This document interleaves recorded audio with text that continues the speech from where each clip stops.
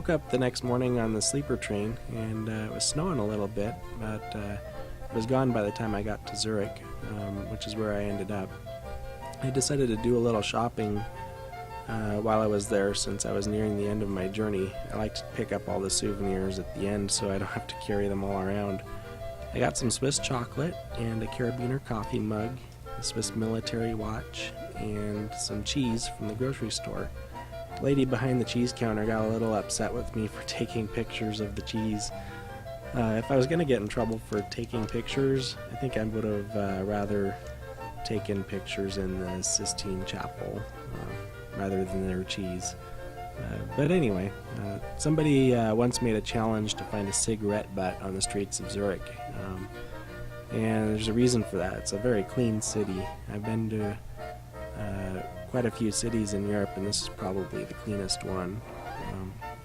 I took the afternoon train to Interlaken, which is a nice little Swiss town nestled between two lakes, kind of at the foot of the Alps. It was a nice little town, and this is where I stayed for 2 nights. A lot of the people who worked in Interlaken spoke English, so that was kind of a nice break from Italy, where that was kind of hard to find. So I woke up the next day to clear blue skies, which is a very welcome sight after all the rain and wind from Italy. I looked out and saw all the snow-covered Alps, and I knew that it was going to be an incredible day for snowboarding. I caught the train to Grindelwald and hiked around for some photos before I took the gondola up the mountain. At the top I took some more pictures and then did some snowboarding. Afterwards I took another gondola down the backside of the mountain to a little village called Wengen. There I took a train to another beautiful, amazing little town called Lauterbrunnen that had a waterfall coming down over a cliffside right beside the village, and it was quite a sight.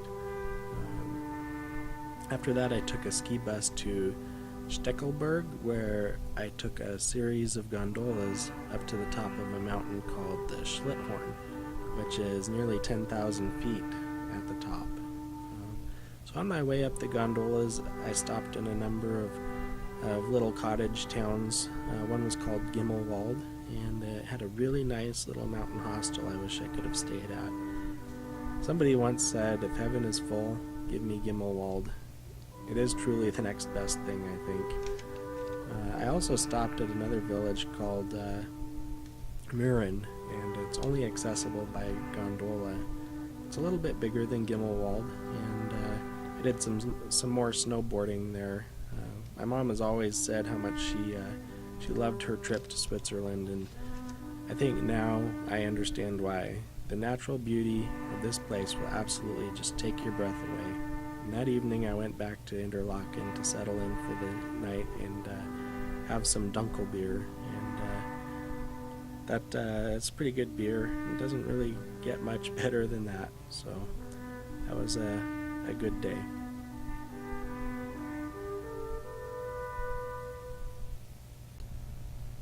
Well, I knew the day would come. It was my last full day in Europe. I spent the morning shopping in Interlaken, where I got some chocolate for the folks back home, and I also got a cuckoo clock for my mom. She said she always regretted not getting one when she went to Switzerland, so I decided to make some room in my baggage and finally made it fit.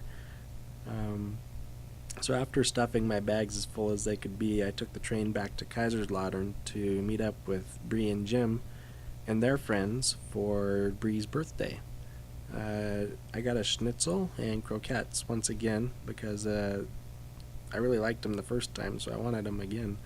We ordered this thing called a tower that holds 5 liters of beer in a tall tube with a spigot on the bottom. So yeah, I guess you could say Germany knows how to do the beer. So anyway, that concludes the fun part of the trip, and the next day was the long trip back home.